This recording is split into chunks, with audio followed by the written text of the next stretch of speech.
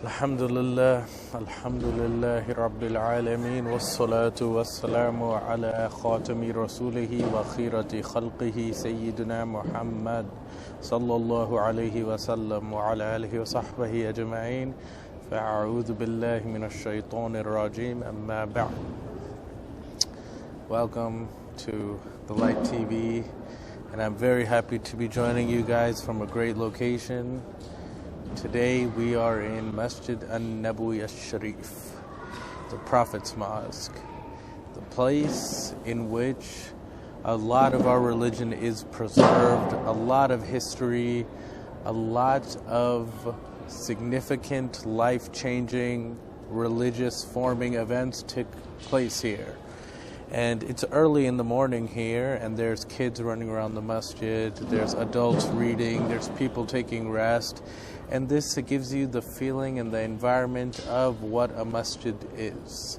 Because the masjid is such a significant place in Islam. The masjid was the courtroom, the masjid was a playground, the masjid was a place that people felt connected to. And there's no place that the Muslims feel connected to quite like Masjid Nabawi al-Sharif.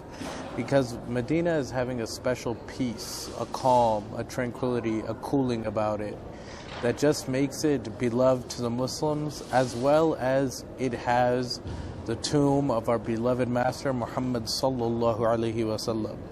And this morning, just reflecting a little bit, they had read Surah Hujurat, and the Muslims of the past had called this Surah al-Adab, because this surah is talking about the rights and the etiquettes with the leader, with other Muslims, with Allah, and some of the central themes are against bringing back negative information without verifying it, backbiting, gossiping, spying, and overall it's about rectifying matters and obeying the Messenger and Allah the way they should be obeyed.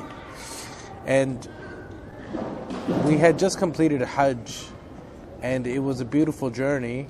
As you can see, there's kids playing here. It's a great environment. It was a great journey completing Hajj for the first time. And some reflections upon coming here is that the Prophet ﷺ lived in Medina for 10 years. And yesterday we were touring after the Hajj to see some of these landmarks and famous locations. A lot of history had happened. And it was making me think. They had mentioned about the Muslim army being 700 and the enemies of Islam being 3,000. And if you're going to think they were talking about the children of 13 and 15 being in the armies, when it was going through my mind, I was thinking that it's such a few amount of people for such a grand thing that happened.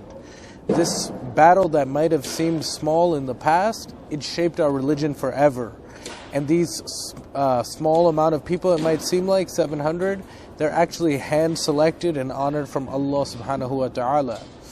And it makes you think, if you look at this grand masjid that fits millions of people today, the people who are struggling as 700 Muslims fighting this battle, it's from their efforts, it's from their hard work and sacrifice that we're even sitting here. And it makes you think about our roles as Muslims today. You know, just like Allah subhanahu wa ta'ala chose those 700 people to fight for Islam and do something great and sacrifice for Islam, Allah chose all of us who are watching, who are in these communities, to be Muslim. And in some way, shape or form, a lot of people have came to me in the past and they told me they don't feel like they're worthy to visit Medina. They don't feel like they're high enough. They don't feel like they pray enough. They don't feel like they worship enough to visit Medina. But my honest feeling from the inward, if you love somebody, you will go to say hello to them. If you really love somebody, you will travel very far to go see them. Now's the time that everybody usually takes a little bit of naps in the day, so I think they had dimmed the lights, but a